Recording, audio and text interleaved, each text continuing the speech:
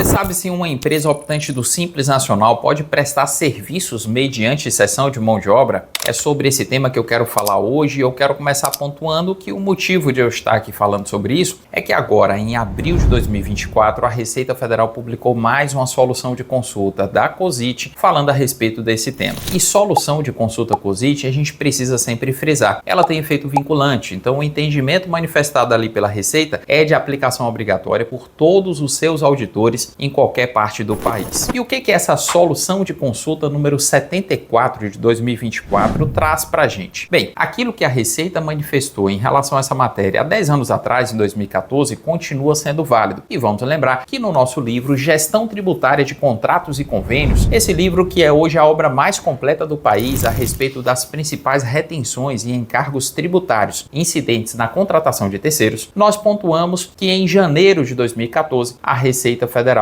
publicou uma solução de consulta equivocada, dizendo que a empresa que contratava um prestador optante do Simples Nacional, que estava praticando cessão de mão de obra de maneira irregular, ela seria responsável pela retenção do INSS sobre a respectiva nota fiscal. Na ocasião, nós publicamos no blog a nossa discordância em relação a esse posicionamento e quando atualizamos o nosso livro, em uma das primeiras edições, nós pontuamos isso. Mas também pontuamos que, cerca de 6 meses depois, a Receita Federal se retratou e reconheceu que ela não poderia concluir daquela forma. Ou seja, apesar de a Lei Complementar 123 de 2006, conhecida como Lei do Simples Nacional, proibir que as empresas do Simples, em regra, pratiquem cessão de mão de obra, a responsabilidade da empresa tomadora em relação à retenção do INSS sobre a nota fiscal, ela só pode ser exigida a partir do momento em que a empresa for excluída desse regime. E vale destacar também, essa irregularidade da empresa do Simples ao praticar cessão de mão de obra, ela não se configura quando a atividade é uma daquelas tributadas pelo anexo 4º da Lei Complementar 123, ou seja, empresas que prestam serviços de limpeza, de vigilância, que executam obras de construção civil ou executam serviços advocatícios, essas podem praticar cessão de mão de obra, já que ao serem tributadas pelo anexo 4º da Lei Complementar do Simples, elas são tributadas pelo INSS como se fosse uma empresa normal, recolhendo essas contribuições previdenciárias sobre a folha e não sobre o faturamento. Pois bem, no caso específico que eu quero mencionar aqui, eu quero primeiro destacar, na nossa opinião, a Receita Federal comete um equívoco ao afirmar na solução COSIT 74 de 2024 que a empresa contratada e que foi aquela autora da consulta em relação à interpretação da legislação tributária, ela estaria prestando um serviço. O equívoco está no fato de que o objeto do contrato, que foi ali transcrito pela própria Receita Federal na solução COSIT, fala que a empresa foi contratada por um hospital público para fornecer a alimentação para os pacientes, os seus acompanhantes e também para os servidores ali lotados. E na nossa interpretação, segundo inclusive foi aventado pela empresa consulente, isso não é uma operação de prestação de serviços, mas uma compra e venda mercantil. Essa inclusive é uma interpretação tanto quanto pacífica a nível de Secretaria de Fazenda estaduais e as empresas que exercem essas atividades, via de regra, se submetem a isso e recolhem ICMS sobre suas operações. Agora, sem querer entrar nessa discussão, ou seja, superando o equívoco que, na nossa opinião, a Receita Federal parece ter cometido, se tratasse de uma empresa que de fato estivesse prestando serviços de copa, serviços envolvendo preparação, manuseio e distribuição de produtos alimentícios com as características de uma prestação de serviço e com as características da cessão de mão de obra, ou seja, com trabalhadores da empresa contratada em caráter continuado, executando isso nas dependências do contratante, isso jamais poderia ser realizado por uma empresa optante do Simples. De fato, nesse ponto, a Receita Federal está correta e, como eu pontuei antes, ela apenas reproduz um entendimento que desde 2014 a gente já viu em outra manifestação. Agora, o que a gente precisa estar atento? Ao fato de que a responsabilidade do contratante, ela só pode ser exigida quanto à retenção do INSS depois que a empresa contratada foi excluída do Simples Nacional. Mas o contratante tem que analisar outro tipo de responsabilidade. E aí eu quero dividir os contratantes em dois grupos. Quem é contratante da área pública e quem é contratante da área privada. O tomador de serviço, como nesse exemplo da solução COSIT, é um hospital público e na condição de entidade da administração pública, segundo a orientação do próprio Tribunal de Contas da União, tem que agir com probidade administrativa, ou seja, não pode permitir que uma contratação feita pelo ente, ela seja viciada ali por uma fraude tributária e o órgão simplesmente fique passivo diante da situação. É necessário adotar providências e essas providências, inclusive, inclusive estão mencionadas em decisões do Tribunal de Contas da União, que eu inclusive cito no livro Gestão Tributária de Contratos e Convênios. Basicamente, o órgão público, ao contratar serviços que são incompatíveis com o regime do Simples Nacional, deve indicar no edital que a empresa licitante vencedora, sendo optante do Simples, tem que pedir para sair desse regime no prazo de até 30 dias. E o mesmo edital deve dizer ainda que, se ela não sair de maneira espontânea, o órgão contratante vai denunciá-la para a Receita Federal, a fim de que ela providencie essa exclusão. E por último, o edital também deve exigir que a empresa contratada ela preencha a planilha de formação de preço ali no processo licitatório, considerando já os números da tributação dela, não mais como optante do Simples, e sim como sujeita ao regime do lucro presumido ou do lucro real. E isso é absolutamente coerente na medida em que o objeto é incompatível com o regime do Simples. Agora, se o contratante é da área privada, a gente está diante de algo que não se submete a essas regras e orientações estabelecidas pelo TCU e que pode se submeter apenas às regras de compliance da própria empresa tomadora de serviço. E a gente sabe, muitas empresas tomadoras de serviço na área privada estabelecem critérios para contratar os seus prestadores e fornecedores e não admitem que empresas fraudando a legislação tributária queiram prestar serviços independentemente da responsabilidade do tomador pela retenção na fonte ou não. Espero que esse conteúdo tenha sido esclarecedor para você. Não deixe de postar aí seus comentários, suas dúvidas a respeito, e não deixe também de acompanhar o nosso trabalho aqui pelo Foco Tributário. Se você ainda não é inscrito, considere se inscrever e não deixe também de compartilhar esse conteúdo com outras pessoas que lidam com essa matéria. Um abraço e até o próximo vídeo.